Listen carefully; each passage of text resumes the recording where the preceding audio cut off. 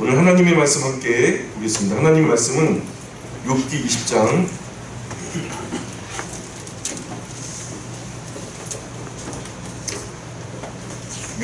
1절로 5절까지 말씀 다같이 한 목소리로 합독하겠습니다. 같이 읽습니다. 나아만 사람 소발이 대답하였는데 그러므로 내 초조한 마음이 나로 하여금 대답하게 하나니 이는 내 중심이 조급함이니라. 내가 나를 부끄럽게 하는 책망을 들었으므로 나의 슬기로운 마음이 나로 하여금 대답하게 하는구나. 내가 알지 못하느냐. 예로부터 사람이 세상에 생긴 때로부터 악인이 이긴다는 자랑도 잠시요 경건하지 못한 자의 즐거움도 잠깐이니라. 아멘. 반갑습니다. 지난주에 이어서 계속해서 욥기 말씀 20장부터 살펴보겠습니다. 나아만 사람 소발이 대답하여 이르되 그러므로 내 초조한 마음이 나로 하여금 대답하게 하니 이는 내 중심이 조급함이니라. 이 조급하다라고 할 때 조급함이라는 그 단어가 후시라고 하는 단어 쓰였는데 조급함이 서두르다, 서두르다 뭐 이런 뜻입니다. 내 중심이 좀 서두르고 있다 이런 얘기죠. 3절 내가 나를 부끄럽게 하는 책망을 들었으므로, 그러니까 소발이 욥의 말을 책망으로 받은 거예요. 욥이 하는 말이 마치 자신 친구들을 책망하는 것으로 들었다는 얘기죠. 그러면서 나의 슬기로운 마음이 나로 하여금 대답하게 하는구나. 너가 알지 못하느냐. 예로부터 사람이 이 세상에 생긴 때로부터 악인이 이긴다는 자랑도 잠시요 경건하지 못한 자의 즐거움도 잠깐이니라. 이것도 일반적으로 맞는 말이죠. 지금 소발이 욥에게 하는 말이거든요. 그러나 일반적으로 권선징악, 그죠? 뭔가 잘못한 사람이 벌을 받는다 뭐 이런 구도로 보자면 맞는 말이지만, 그러나 여기 욥에게 이 일을 대입하기에는 좀 무리가 있어요. 욥이 악인이기 때문에 잠깐 동안 잘 되었지만은 잠깐의 자랑도 무너지리라 이런 말을 소발이 하고 있는 거거든요. 욥이 경건하지 못한 사람이기 때문에 그 인생의 즐거움도 잠깐 지나갈 거라는 그런 얘기를 친구 소발이 하고 있는 거예요. 욥에게 위로가 안 되죠. 오히려 위로를 하려고 왔던 이 친구들의 목적보다는 위로가 안 돼요. 오히려 기분이 더 나빠집니다. 위로가 되려면은 해명이라도 해야 되는데 해명이 안 돼요. 그렇다고 욥이 거짓 위로를 바라는 것도 아닙니다. 진심으로 자기는 왜 이런 고난을 당해야 하는지 알고 싶은 거예요. 근데 아무도 욥의 고난의 이유를 알지도 못하면서 무조건 너는 악인이고 경건하지 못한 사람이고 하나님을 버린 사람이고 정말로 못된 사람이다, 악인이다 이렇게 몰아붙이는 거죠. 그러니까 욥이 억울할 수밖에 없죠. 6절 한번 보실까요? 6절 그 존귀함이 하늘에 닿고 그 머리가 구름에 미칠지라도 자기의 똥처럼 영원히 망할 것이라. 이 똥이 뭐죠? 이 가치 없어서 버려지게 되는 것을 말하는 거죠. 다 이거 똥 가지고 귀중하게 다루는 분들은 없어요, 그죠?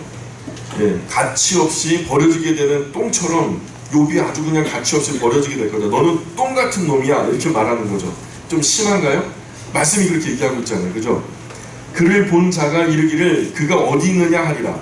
그는 꿈같이 지나가니 다시 찾을 수 없을 것이요 밤에 보이는 환상처럼 사라지리라. 9절입니다. 그를 본 눈이 다시 그를 보지 못할 것이요 그의 처소도 다시 그를 보지 못할 것이며 그의 아들들은 가난한 자에게 은혜를 구하겠고 그도 얻은 재물을 자기 손으로 도로 줄 것이며 그의 기골이 청년같이 강장하나 그 기세가 그와 함께 크게 누우리라. 그죠? 그 가난한 사람에게 돈을 꾸러 다니니까 가난한 사람보다 더 가난한 사람이 내 자식이 된다라는 얘기잖아요.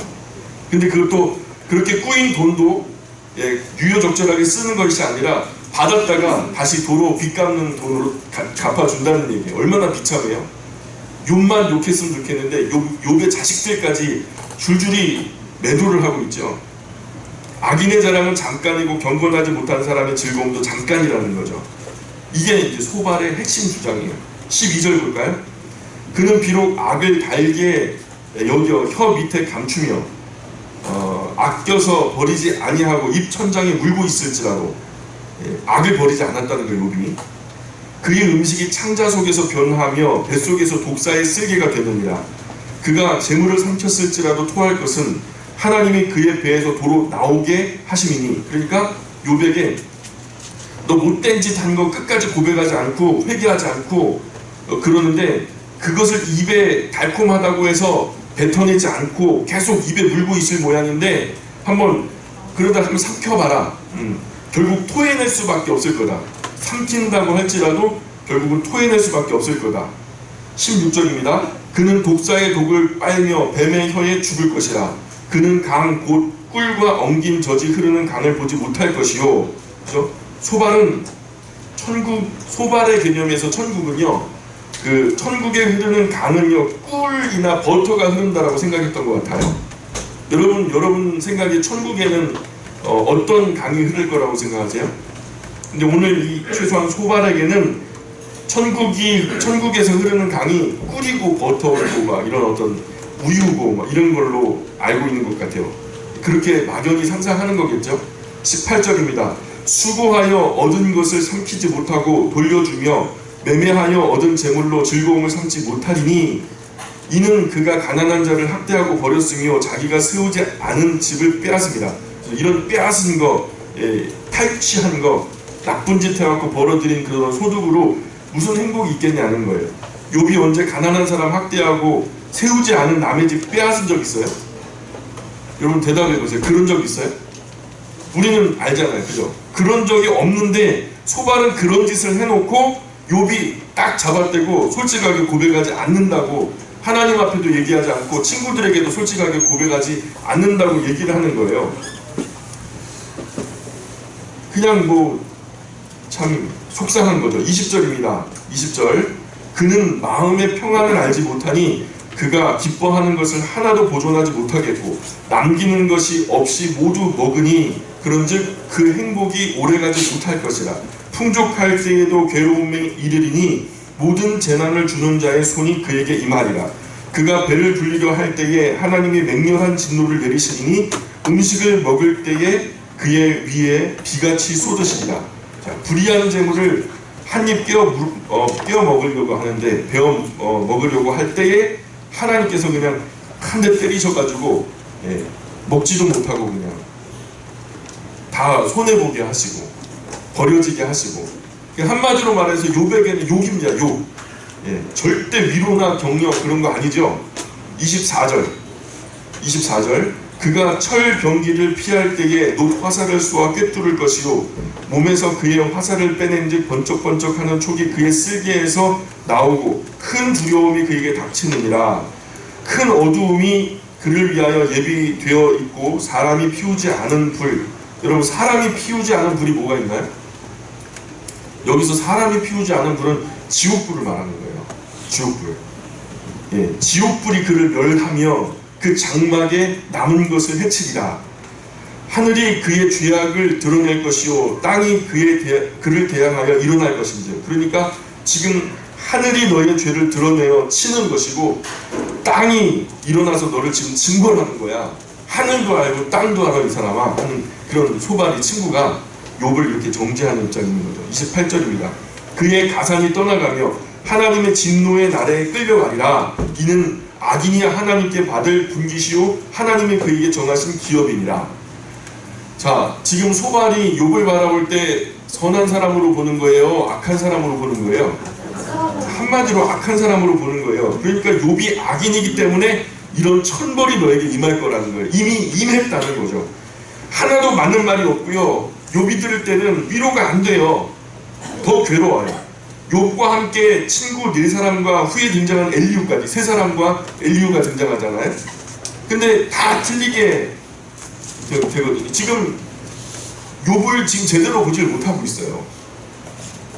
인간의 머리와 철학으로 사람의 죽음과 미래를 펼치시는 그 하나님의 숨은 비밀스러운 하나님의 일하심, 사람이 당하는 모든 불행의 원인을 규명해서 설명할 수 있을 것 같아도 우리는 그것을 이해하지 못해요.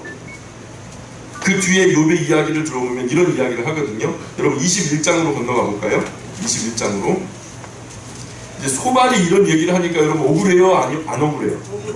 내 입장이 욥이라고 한다면 여러분 내가 죄를 짓지도 않고 딱히 뭐 생각나는 죄도 없는데 그것 때문에 너가 알 수 없는 그 죄 때문에 이런 큰 어려움을 당한다라고 얘기를 하고 자꾸만 나를 매도하면 나를 오해하면 여러분 서운하고 억울하잖아요.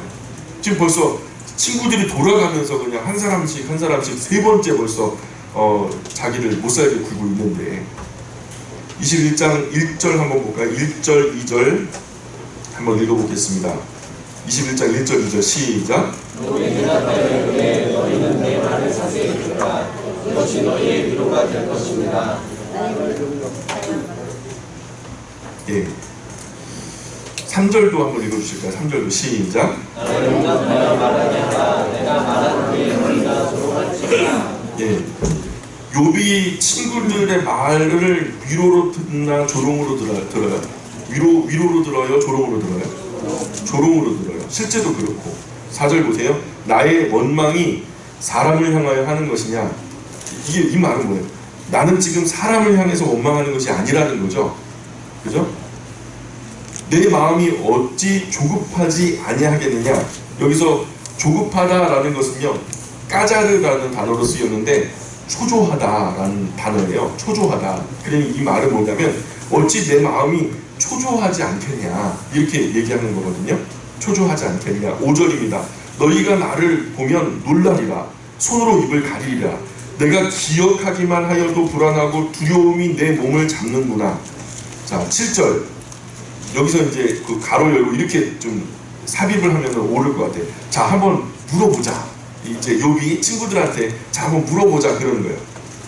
친구들에게 너가 그렇게 지혜자고 그렇게 똑똑하고 이 모든 나의 상황을 갖다 그렇게 명백하게 그냥 잘 설명하고 있으니 내가 한번 물어볼게 하면서 7절에서 욥이 친구들에게 묻는 겁니다. 어찌하여 악인이 생존하고 장수하며 세력이 강하냐?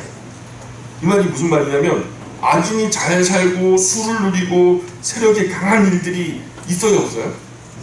오히려 선한 사람들은 매사에 손해보고 당하고 바보같이 그냥 취급받고 막 그러는데 악인들은 오히려 더 많이 이득을 보고 세상적으로 볼 때 성공했다는 이야기를 듣고 또 명예도 권세로 다 거머쥐거든요.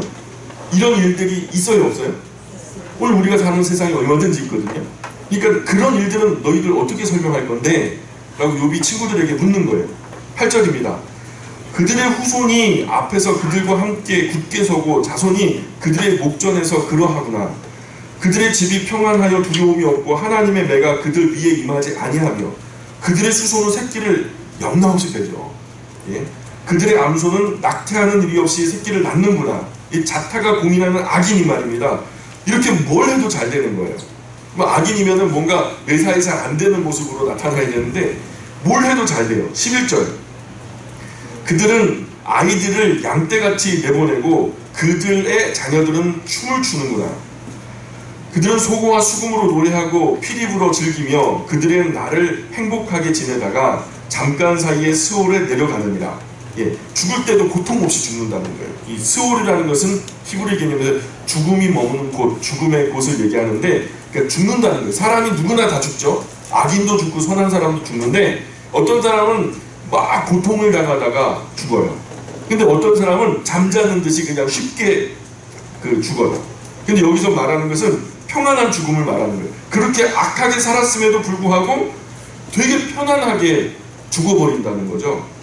예, 14절. 그러할지라도 그들은 하나님께 말하기를 우리를 떠나소서 우리가 주의 도리를 알기를 바라지 아니하나이다. 이 무슨 말이냐면 그런 악인들이 매사에 잘 되고 이 땅에서 막 모든 것이 손대는 모든 것이 풍성하게 되고 성공하는데 그럴 때 그들은 여지없이 하나님을 거절한다는 거죠. 거절한다는 거예요. 하나님을 거절하는 패역한 무리들이 이렇게 평안한 삶을 누리고 평안하게 살다가 평안하게 죽는다는 거예요. 근데 그 사람들의 자녀들도 너무너무 평안하다는 거죠. 15절에 전능자가 누구이기에 우리가 섬기며 우리가 그에게 기도한들 무슨 소용이 있으랴 하는구나. 약한 사람들이 이런 말을 한다는 거예요. 하나님과 완전히 상관없이 살아가는 사람들이 이렇게 평안과 행복 속에 아무 탈 없이 잘 살아간다는 지금 그런 얘기를 하는 거예요. 지금도 그렇죠, 여러분. 오늘 주일날 교회에 나와서 하나님을 예배하는 사람도 있지만 예비하지 않고 막 산으로 들로 강으로 바다로 막 가가지고 해외로 나가가지고 신나게 자기의 삶을 즐기면서 우리가 하나님과 무슨 상관이 있냐, 하나님과 전혀 상관없이 살아가는 사람들, 잘 나가는 사람들 많죠. 우리가 보기에 사실 그들의 삶이 부러울 때가 많잖아요. 여러분 솔직히 안 그래요? 그런 사람들이 많다는 거예요. 그러나 16절에 그러나 그들의 행복이 그들의 손 안에 있지 아니하니 악인의 계획은 나에게서 멀구나. 그래서 나는 그들과 확실히 다르게 하나님도 경외하고 정의로운 삶을 살려고 노력하는 사람인데 나는 왜 이런 삶을 사냐? 나는 그들에 비해서 하나님을 열심히 경외하고 하나님 앞에 좀 부끄럽지 않은 삶을 살려고 열심히 몸부림치며 노력하는데도 왜 욥에게는, 나에게는 이런 어려움들이 임했냐는 거예요. 17절입니다. 악인의 등불이 꺼짐과 재앙이 그들에게 닥침과 하나님이 진노하사 그들을 곤고하게 하심이 몇 번인가. 그들이 바람 앞에 건물같이 폭풍에 날려가는 겨같이 되었도다. 아마도 이 부분을 시편의 기자가 인용해서 시편 1편에 보면 악인은 그렇지 않으며 바람에 나는 겨와 같도다, 이런 말 기억나세요? 바람에 나는 겨, 이런 부분들을 인용한 것으로 여겨져요. 이 말의 결국은 너희들의 주장이 부분적으로 맞는 듯 하지만 지금 내게 해당되는 그런 상황이 아니라는 거예요.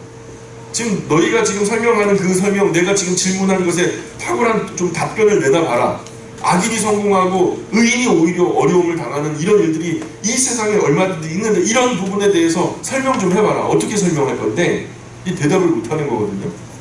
그러니까 너희들이 지금 이렇게 나를 재단하고 나를 정죄하고 내가 무슨 죄를 지었다라고 억측을 해가지고 나를 억울하게 하는데 그거 일반적인 그런 상황 아닌 것 같아 하면서 욥이 친구들에게 자기를 항변하는 거죠. 19절입니다. 하나님은 그의 죄악을 그의 자손들을 위하여 쌓아두시며 그에게 갚으실 것을 알게 하시기를 원하노라. 그러니까 아버지가 잘못했는데 자식들이 그 벌을 받으면 말이 되겠어요? 내가 밥을 먹는데 내 자식이 배부르면 이치 안 받잖아요. 그죠? 그런 것처럼 자기가 지은 죄로 자기가 벌을 받는 그것이 말이 되는 거잖아요. 20절 볼까요? 자기의 멸망을 자기의 눈으로 보게 하며 전능자의 진노를 마시게 할 것이라. 그의 달수가 다하면 자기 집에 대하여 무슨 관계가 있겠느냐.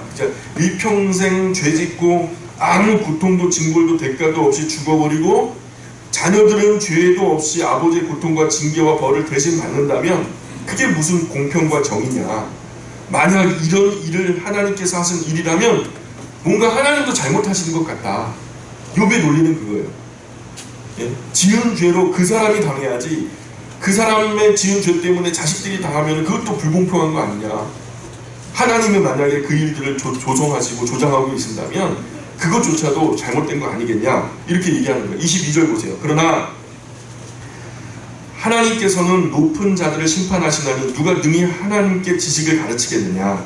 어떤 사람은 죽도록 기운이 충실하여 안전하며 평안하고 그의 그릇에는 젖이 가득하며 그의 골수는 윤택하고 어떤 사람은 마음의 고통을 품고 죽음으로 행복을 맛보지 못하는도다. 이 둘이 매 한 가지로 흙 속에 눕고 그들 위에 구더기가 덮이는도다.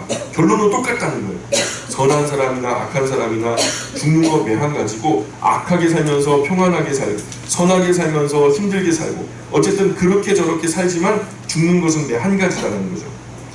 친구들은 욥의 죄 때문이라고 매도하고 욥은 이런 알 수 없는 이야기는 어떻게 설명할 거라고 계속해서 항변합니다. 여러분 27절 보세요. 내가 너희의 생각을 알고 너희가 나를 해하려는 속셈도 아노라. 너희의 말이 귀인의 집이 어디 있으며 악인이 살던 장막이 어디 있느냐 하는구나. 너희가 길 가는 사람들에게 묻지 아니하였느냐. 그들의 증거를 알지 못하였느냐. 악인은 재난의 날을 위하여 남겨둔 바 되었고 진노의 날을 향하여 끌려가느니라. 누가 능히 그의 면전에서 그의 길을 알려주며 누가 그의 소행을 보응하랴. 그를 무덤으로 메어가고 사람이 그 무덤을 지키리라. 그는 골짜기의 흙덩이를 달게 여기리니 많은 사람들이 그보다 앞서갔으며 모든 사람이 그의 뒤에 줄지었느니라. 그런데도 너희는 나를 헛되이 위로하려느냐. 너희 대답은 거짓일 뿐이니라. 그래서 너희들의 주장은 다 틀려. 여기에 대해서 대답 못하잖아 하는 그런 얘기를 하는 거죠. 여태까지 친구들의 말을 거짓말로 여깁니다. 또 욥의 말이 그 말이 맞아요. 그 주장이 맞아요. 우리가 이 세상에 살아가는 동안에 이런저런 고난과 역경이 있죠. 그러나 그 모든 고난을 다 이해하는 것은 어려워요. 우리가 당하는 고난, 인간 세상에서 살아갈 때 경험하는 많은 고난들이요, 우리가 이것 때문에 이렇게 된 거야 라고 인과관계를 갖다가 명백하게 얘기하기에는요, 그 고난의 이유가 굉장히 다양합니다.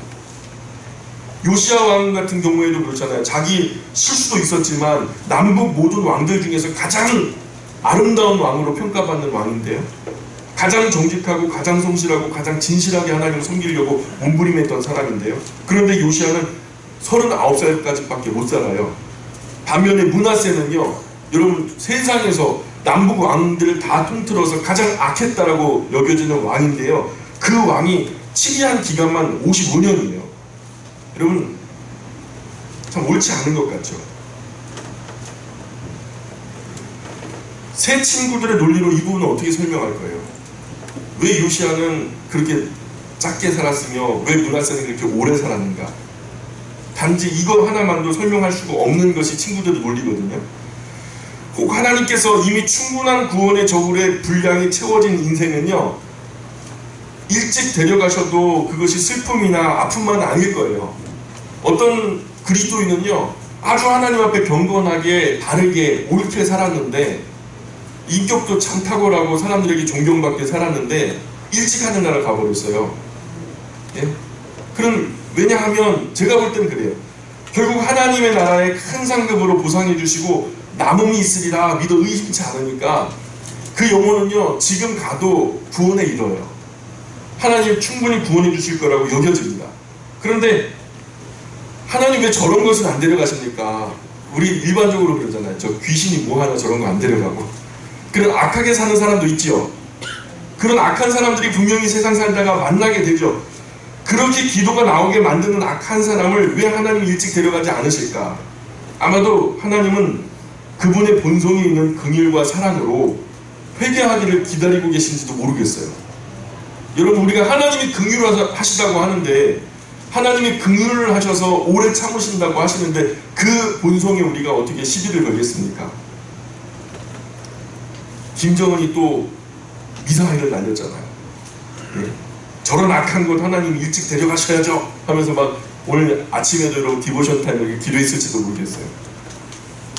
여러분, 그런 잣대가 똑같이 저에게 드리워졌다면요, 저는 아마 구원받지 못했을 거예요. 구원받지 못하고 12번은 더 죽었을 거예요. 하나님께서 긍휼하셔서 참으시고 제가 구원받을 때까지 기다리시는 것 같아요. 악인들을 향한 하나님의 긍휼과 사랑이 너무하다는 분들이 계세요. 하나님 왜 저런 것들을 참으십니까? 우리 인간은 말입니다, 몰라요. 인간 자신은 모르겠어요. 저는요, 죽었다가 깨나도 용납할 수 없으니 사람인 것 같아요.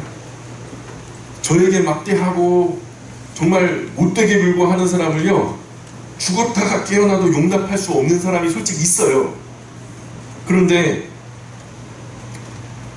우리가 죽었다가 깨어나도 용납할 수 없는 그 사람을 하나님은 품으세요.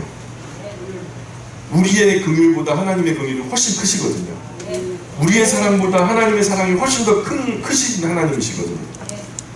그런 사람을 품고 참고 긍휼히 여기시고 사랑할 수 있으시니까 하나님 아니시겠어요? 저는 그런 저보다 훨씬 크신 하나님의 긍휼과 사랑을 찬양합니다.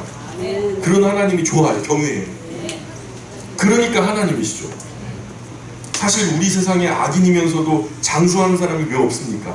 또 어떤 사람은 술 먹고 담배 피고 돼지고기 실컷 먹고 소고기도 그냥 물리게 먹고 질리게 먹고 하는데도 90세도 훨씬 넘게 살고 100세도 넘게 사시는 그런 분들도 계세요.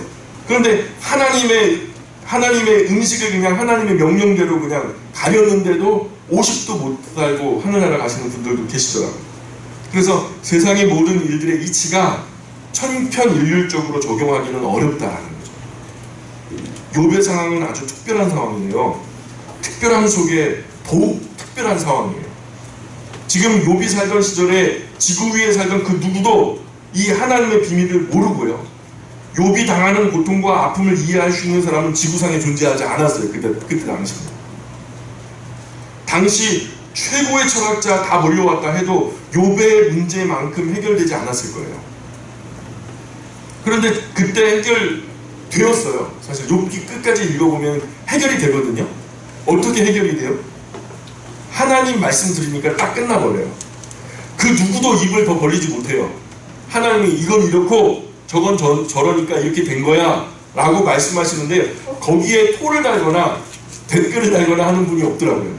하나님이 그렇다면 그런 거예요. 사람은요 겉모습만 보고 오해하고 잘못 판단할 수 있거든요. 하나님은요 겉과 함께 중심까지 꿰뚫어 보시니까, 마음의 숨은 의도까지 다 꿰뚫어 보시니까 하나님은요 만홀이 여김을 당하시는 분이 아니세요. 그러니까 하나님이 보시는 그 눈이 정확한 거예요. 그분이 그렇다고 하면은 그건 그런 거예요. 그래서 그분의 입에서 나오는 모든 말씀은 진리예요. 세월이 지나도 변하지 않고 나라가 달라져도 변하지 않아요. 그래서 우리가 하나님의 말씀을 사모하는 거죠. 이 모든 욥과 친구들의 갑론을박 그냥 피 터지는 논쟁들이요, 하나님 말씀 한마디에 다 욥도 한마디도 못하고요, 친구들 넷도 아무런 말도 못하고 그 앞에 그냥 고개 푹 숙이잖아요. 나중에 이제 보시면 아시겠지만 욥의 상황이 깨끗하게 해결될 때까지 지치지 마시고 여러분 욥기 끝까지 함께 동행하셨으면 좋겠어요. 네. 혹시 우리도 욥처럼 우리의 의롭지 않음 때문에 시험에 든 거라고 자책하시는 분들 있을지도 모르겠어요. 내가 이런 고난을 당하는 거 과거의 어느 시점에 어떤 죄 때문일 거야. 혹시 다른 어떤 이가 고난 당하는 것을 보면서 욥의 친구들처럼 정죄하거나 조롱하지 마시길 바래요. 혹시 우리가 하나님께 정말 깊이 범죄해서 죄스러울 때는요 회개하셔야죠. 100배 사죄하셔야죠. 하나님 용서해 주십시오. 당연히 그래야죠. 나 스스로에게도 남에게도 함부로 정죄하는 그런 오류가 없기를 간절히 소망합니다.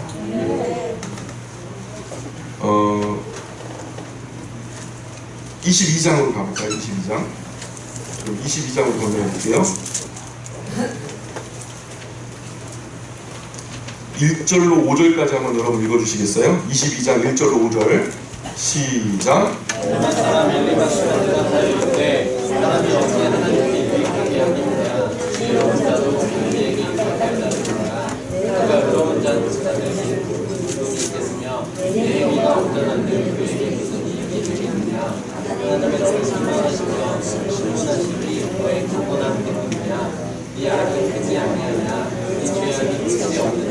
자,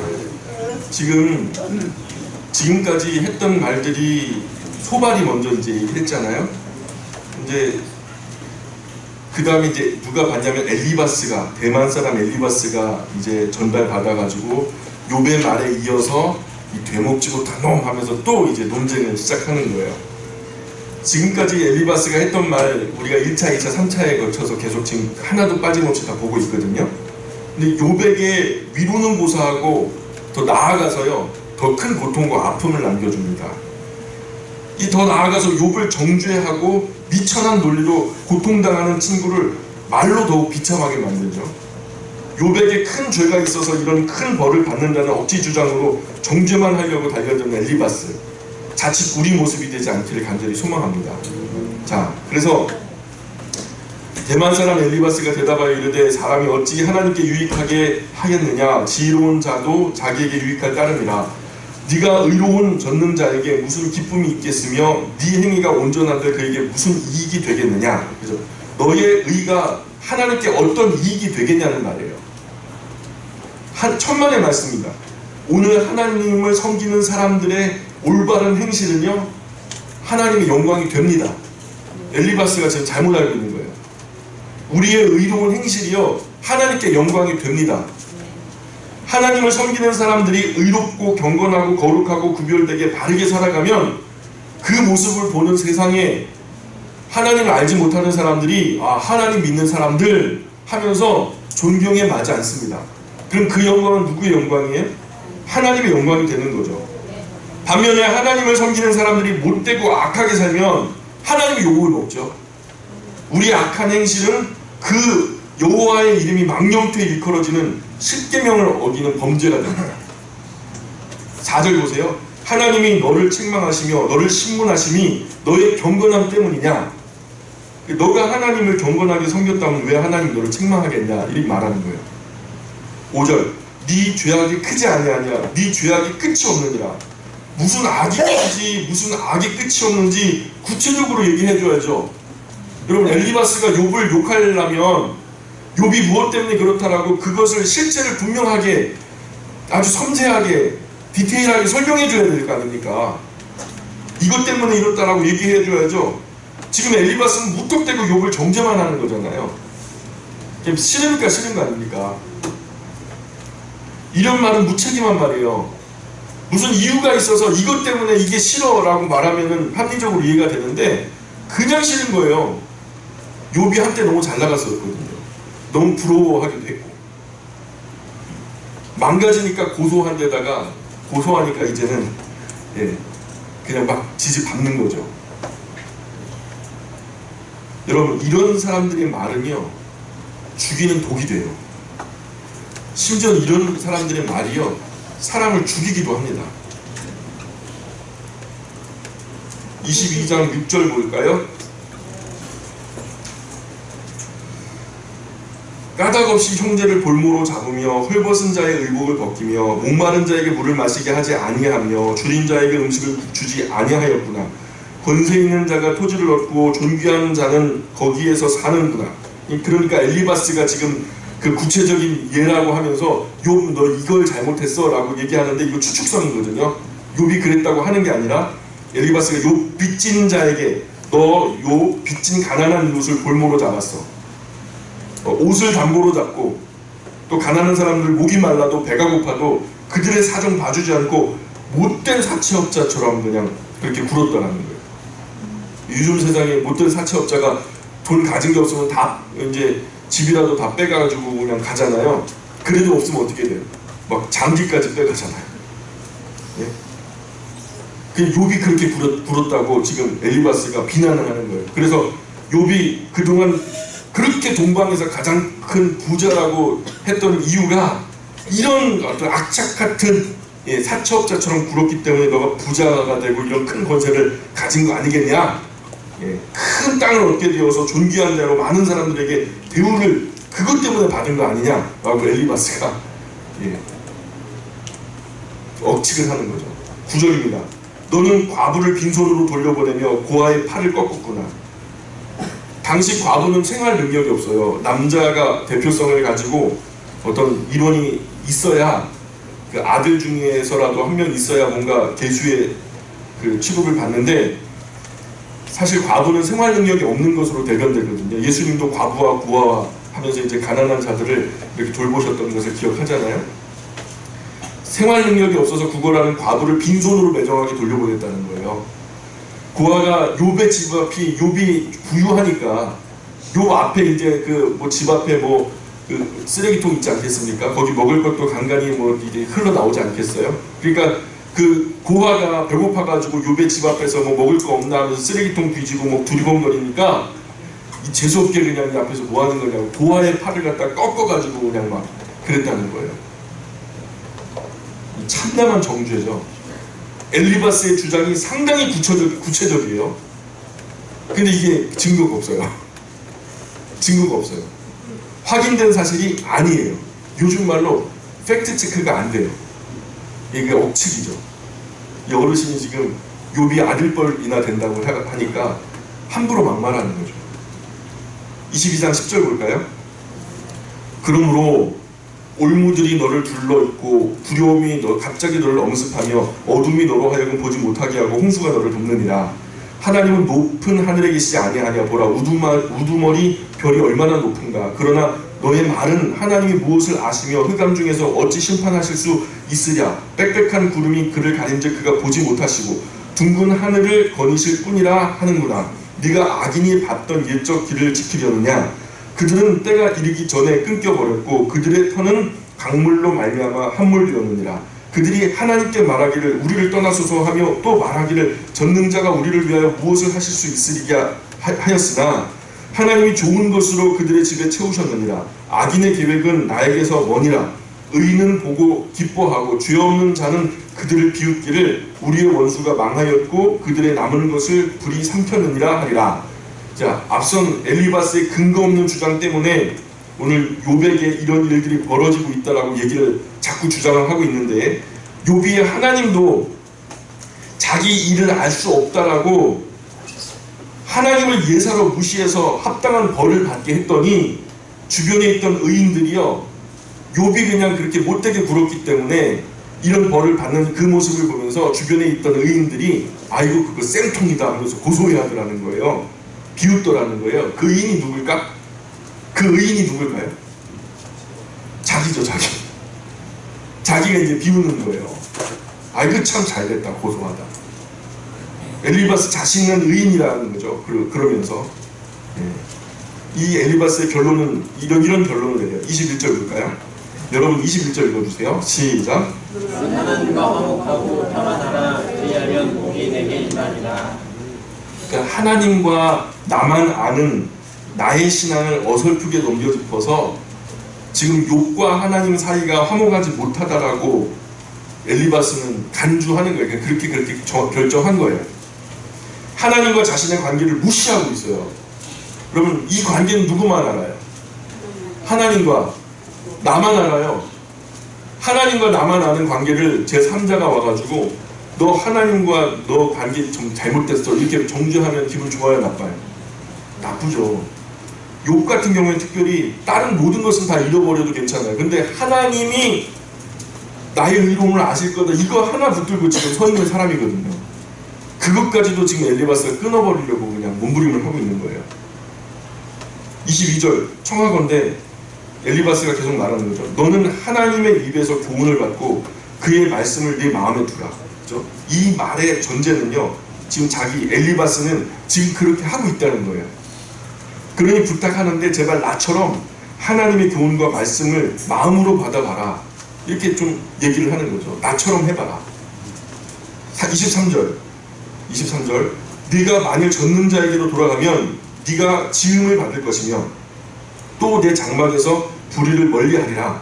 자, 그렇게 회개하고 다시 하나님께 충성을 약속하고 좀 이렇게 바르게 서면, 말씀을 받고 교훈을 받는다면 하나님이 다시 세워주실 것이다. 지음을 받는다는 것이 다시 세워주신다는 뜻이거든요. 그러니 너의 가정과 가문에서 불의했던 것들 이제 멀리 치워라 하는 거예요. 그러면서 이제 구체적으로 24절 보세요. 24절 뭘 어떻게 치워라, 뭐 어떻게 회개하라, 뭐 행동거지를 어떻게 바르게 하라, 이 구체적인 행동 방안을 제시하는 거예요, 엘리바스가. 24절 네 보화를 띠끌로 여기고 오빌의 금을 계곡의 돌로 여기라. 그리하면 젖는 네 보화가 되시며 네게 고귀한 은이 되시리니 이에 너가 젖는 자를 기뻐하여 하나님께로 얼굴을 들 것이라. 불의로 모은 금은 보화 다 돌처럼 여기고 버려버리면 하나님이 너의 보화가 되어주실 거라는 거예요. 그러면 지금 이 근심과 아픔과 고통이 떠나가게 될 거고 드디어 평화롭게 얼굴을 들 수 있게 될 거라는 거죠. 말은 참 그럴싸해요, 그죠? 근데 욥이 버릴 게 있어요, 없어요? 버릴 만한 금은 보화가 있어요, 없어요? 없어요. 아무것도 없는데 뭘 또 버려요? 27절 보세요. 너는 그에게 기도하겠고 그는 들으실 것이며. 과거에는 고통 속에 있으면서 욥이 막 기도했잖아요. 근데 하나님 들어주셔요, 안 들어주셔요? 하나님이 안 들어주시는 것 같잖아요, 그죠? 그런데 엘리바스가 말하는 거예요. 이제는 그렇게 한 다음에 너가 하나님께 기도하면 그때는 너를 들어주실 것이고 그때 너의 소원을 갚으리라. 28절에 너가 무엇을 결정하면 이루어질 것이요 네 길에 빛이 비치리라. 사람들이 너를 낮추거든 너는 교만했노라고 말하라. 하나님은 겸손한 자를 구원하시리라.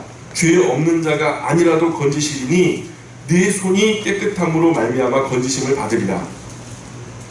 죄 없는 자가 아니라도, 그러면 죄가 있다는 거예요, 없다는 거예요? 죄 없는 자가 아니라도 죄가 있다는 거죠. 그럼 죄 있는 자라도 건져주실 거다. 이렇게 겸손하게 허리를 동이고 하나님께 회개하는 자세를 갖추면, 그죠? 그렇게 불의한 점을 다 버리고 하나님을 보화로 삼으면 드디어 하나님께서 너의 기도에 반응하실 거라는 거죠. 그때 너가 의로운 모습을 보여드리라는 거예요. 그러면 추진하는 일들이 다 잘 되고 형통의 길이 열려지게 될 거라는 거죠. 그리고 사람들 앞에서 내가 교만했어, 내가 잘못해서 맞은 거야 라고 고백하라는 거예요. 욥, 너의 죄가 있어도 하나님은 그런 겸손한 행동들 때문이라도 건져주실 거야. 그러니까 엘리바스가 참 엉뚱한 말이지만 그래도 이게 소망을 주려고 하는 노력이 보이죠. 그죠? 이게 좀 하나님 앞에 바로 서야 되지 않겠냐? 뭐 이런 그 진심은 좀 얘기 나타나는 것 같아요. 근데 애초에 전제가 잘못돼가지고 이치에 맞지 않는 주장을 하잖아요. 여러분 이런 말 듣고 여러분이면 가만히 있겠어요? 예? 지금 엘리바스가 그냥 막 몰아치듯 폭풍처럼 얘기했는데 이 욕을 다 먹고서 여러분 가만히 계시겠냐고요. 이 욥이요 가만히 또 못 있죠. 23장을 보세요. 욥이 대답하여 이르되 오늘도 내게 반항하는 마음과 근심이 있나니 내가 받는 재앙이 탄식보다 무거움이라. 내가 어찌하면 하나님을 발견하고 그의 처소에 나아가랴. 어찌하면 그 앞에서 내가 호소하며 변론할 말을 내 입에 채우고 내가 대답하시는 말씀을 내가 알며 내게 이르시는 것을 내가 깨달으랴. 그죠? 욥은 친구들이 하는 말이 타당해서 이해가 되거나 설득되는 게 아니에요. 지금 오히려 마음에 반항하는 마음만 생기는 거예요. 그 친구들이 얘기할수록 자꾸만 이렇게 억하심정이 막 밀려오는 거죠. 10명의 자식을 잃어버렸어요. 지금 욥의 입장 보세요. 욥의 상황을 한번 생각해 보시죠. 10명의 자식을 잃었죠. 그리고 모든 재산이 또 날아갔죠. 그리고 모든 건강이 상실된 이 엄청난 재난과 고통보다도 친구들의 이 말이 더 아프고 고통스럽다는 거예요. 차라리 이거 그냥 혼자 버티면 되는 건데 친구들이 나를 갖다 하지도 않은 일 가지고 막 뒤집어 씌우니까, 그러니 너희들은 내 앞에서 좀 없어졌으면 좋겠다는 거예요. 네. 없어졌으면 좋겠다. 그리고 하나님과만 얘기했으면 좋겠다. 하나님께서 나의 이 상황과 이유를 말씀하시면 들을 용의가 있지만 이제 너희들이 하는 얘기는 이제 듣고 싶지도 않다. 이렇게 얘기하는 거죠. 6절 보세요. 23장 6절. 여러분이 읽어주세요. 23장 6절입니다. 시작. 그 권능을 가지시고 나와 더불어 다투시겠느냐? 아니로다 도리어 내 말을 들으시리라. 예, 하나님은 나를 너희들처럼 그렇게 비참하게 하지는 않으실 거야. 그죠? 너희들이 나한테 그렇게 정죄하는 거, 최소한 하나님은 나를 그렇게 비참하게 하지는 않으실 거야. 내 깊은 아픈 이야기를 가만히 들어주실 거고, 내가 짓지 않은 죄들에 대해서도 확인해 주실 거야. 꼭 내가 잘못했다면 잘못한 죄에 대해서 일깨워 주실 거고, 최소한 너희들처럼 나에게 상처 주고 아픔 주고 존재적으로 거절하고 이런 일은 없을 거야. 7절 보세요. 거기서는 정직한 자가 그와 변론할 수 있은즉 내가 심판자에게서 영원히 벗어나리라. 그런데 내가 앞으로 가도 그가 아니 계시고 뒤로 가도 보이지 아니하며 그가 왼쪽에서 일하시나 내가 만날 수 없고 그가 오른쪽으로 돌이키시나 배울 수가 없구나. 이렇게 말해요. 하나님과 대화하는 그 자리에서는 내가 힘들더라도 내 억울한 마음 다 힘들고 지쳤지만 탈진했지만 그럼에도 불구하고 이야기할 수 있는 용기가 있다. 그럴 용의가 있다. 그럴 마음이 있다는 거예요. 그런데 그런 하나님이, 내가 지금 얘기하고 싶지만 그런 하나님이 내 앞에도 안 계셔. 뒤로 돌아봤는데 내 뒤에도 안 계시는 거예요. 왼쪽에도 나의 오른쪽에도 안 계시네. 욥의 마음이 참 처량하고 불쌍하죠. 어찌 해볼 길이 없다는 거예요. 하나님이 기도를 해도 안 들으시니까. 10절 같이 읽어볼까요? 10절입니다. 유명한 구절이죠. 시작. 그러나 내가 가는 길을 그가 아시나니 그가 나를 발견하신 후에는 내가 순순한 수리가 되어 나오리라. 예, 이거 가지고 나온 찬양이 한 10개까지 되죠. 근데 이 부분의 번역이 약간 좀 수정이 필요해요. 나의 가는 길을 오직 하나님이 잘 아시기 때문에, 여기 보면은 단련하신 후에라고 나오잖아요. 단련에다 밑줄 읽어보세요. 이 히브리 단어로 이게 뭐라고 나왔냐면 검사하다, 시험하다 이렇게 나와요. 검사하다, 시험하다. 이 단련이란 말이 검사하다, 시험하다 이렇게 나오면 지금 여기서 보면은 어떻게 다시 수정해가지고 그 부분을 갖다 바르게 해석하자면 이렇게 나오는 거예요. 나의 가는 길을 오직 하나님이 잘 아시기 때문에 나를 시험해 보신다면 내가 정금 같다는 사실을 아시게 될 거다. 이게 바른 해석이에요. 단련이 아니라 검사하다, 시험하다예요. 하나님은 나를 너희처럼 그렇게 덮어놓고 정죄하진 않으실 거야. 최소한 하나님은 나를 정말로 아무런 죄가 없구나 검사는 해주실 거야. 시험은 테스트는 해보실 거야. 분명히 내가 하나님 앞에서 정금 같다는 것을 인정해 주실 거야. 내 믿음과 내 신앙은 틀림없이 순금으로 인정될 거야. 욥은 자신 있는 거죠. 여러분 이렇게 말할 만한 분도 여기 누가 계셔요? 내 신앙은 정금이야. 하나님이 나를 검사해 보시면 알 거야. 여러분 이렇게 말할 수 있는 사람이 여기 누가 있어요? 욥의 신앙이요 굉장히 수준이 높은 신앙이에요. 오죽하면 하나님이 자랑해요. 천상의 회의에서 너가 나의 욥을 보느냐 하면서 막 자랑하잖아요. 얼마나 온전한지, 얼마나 바른지. 하나님이 기분이 좋으셔가지고 욥기 초반에 하나님이 막 욥을 자랑하다가 마귀가 그럼 한번 시험해 보시죠. 그렇게 된 거 아니겠습니까? 내 믿음과 내 신앙은 틀림없이 순고로 인정될 거야.